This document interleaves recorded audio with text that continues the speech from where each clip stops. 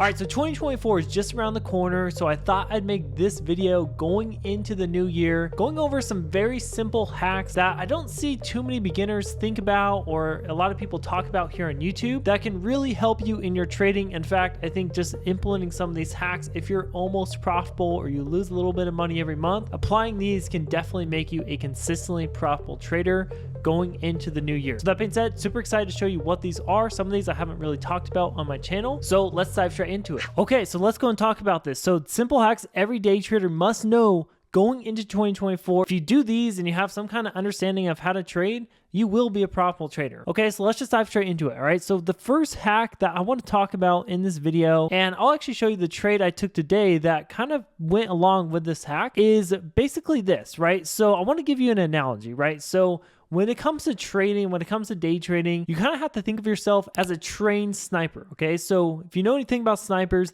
they'll sit and aim at a target for hours upon hours, sometimes days, right? So it's very similar when it comes to trading. Is think of yourself as a scope. Whatever your setups are, you have to see your setups appear, the confirmations appear in your scope. Now, if you see maybe one confirmation or two confirmations, but you need three in order to take your setup, in order to follow your rules, that's only half the target. You don't get the full picture, right? So you want to make sure you get a clear shot. So when you're trading, you're looking at the charts, think of yourself in a scope, and in order to shoot the trigger, right, take the trade, you have to see all your confirmations, your exact setup, inside of your scope. Otherwise, you see nothing, right? So you have to put that trading lens on.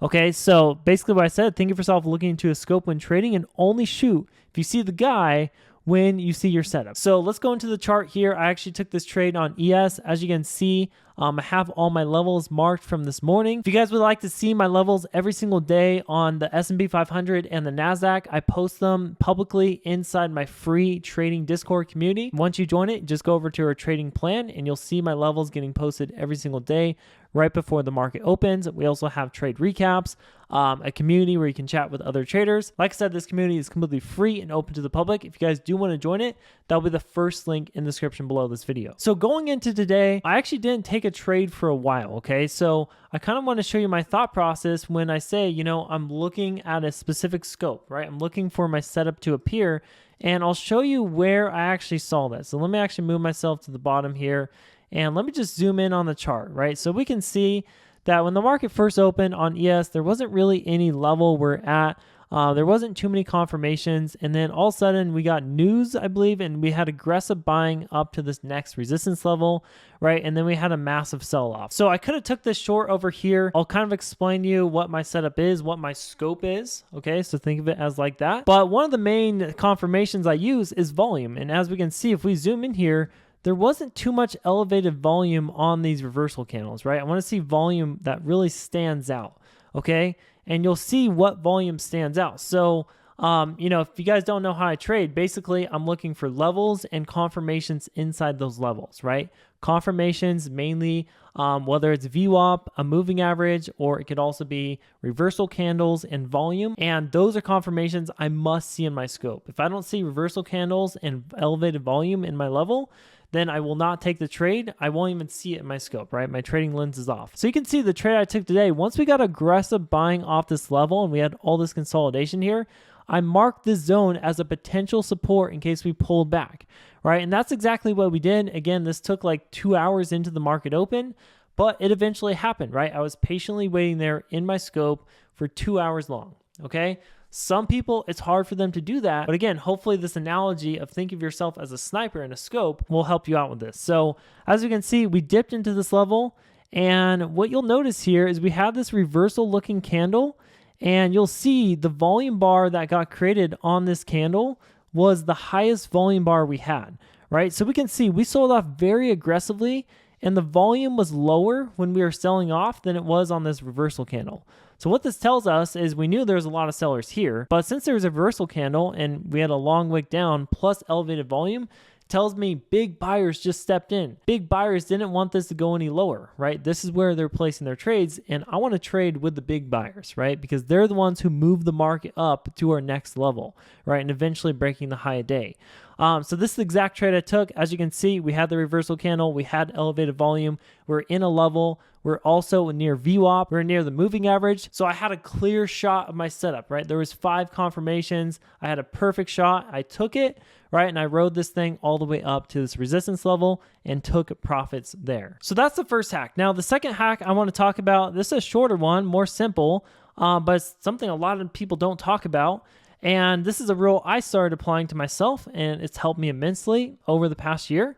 And this is just walk away when green, right? So if you have a green trade, you start your day out, you take one trade, it's a decent green trade, walk away for the day, right? You only need one decent trade per day to make a lot of money with trading, because the most important thing about trading is not how much can you make with the size you're trading right now, but it's how consistent can you be with your trading, right? How consistent can you be with your wins? How high is your win rate? And if you have a really high win rate, you're consistently green week after week, month after month, this allows you to scale, right? You can take more contracts, you can trade with bigger size, and that's how you make money. And this is the thing a lot of beginners get confused about, is they want to take all kinds of trades and make a bunch of money. But again, this is not how you make a lot of money with trading. The way you make a lot of money trading is scaling your size, right? And the only way to scale your size, how many contracts you trade, how much money you use, is to consistently be green. So if you're green, walk away.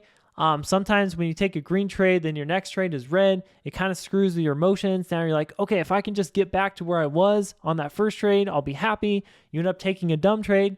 And again, it spikes your emotions. You want to do everything you can to keep your emotions stale, right, while you're trading. So this is one of the ways and a rule I have for myself that I think has helped me a lot over the past year. So I would recommend doing that. The next hack I want to go over for you is, this is another thing that, not everyone will struggle with, but if you're someone who blows your accounts a lot, maybe you revenge trade, you take a loss, and then you size up, you take another loss, and now all of a sudden you're down a bunch, and you're just like, man, I'm down so much, I might as well take another trade. I've been through that. It's not a fun day when you have those kind of days. So what I recommend doing is having a daily max loss on your account. Based on your account size, have a set risk of how many points or how much money you're willing to lose on a given day. Okay, so if I lose more than $500, then I'm for sure walking away. I'll come back tomorrow. And usually for me, this is like 2 red trades. Okay, so if I have 2 red trades in a row, I'm done. I'm out of here. I'm not trying to do this again. I obviously can't see the market right? I'm doing something wrong, or the market's not respecting my setups today. I'm going to walk away, come back tomorrow, because I know that the majority of days in the trading market, 80% of the days, my setups work, right? 20% maybe they don't. So that's where I'll just walk away.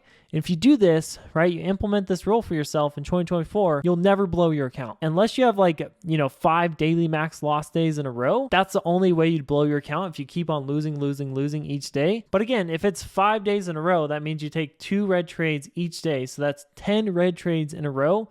You're doing something wrong, right? You're not understanding hack number 1. You're not understanding the market more. So that's where you want to go and study. But if you do this, you understand the market, you have setups that work, do this and you will never blow your account. So anyways, let's go over this last hack. This is an important one I want to talk about. It kind of ties into hack number 1. You'll see what I mean.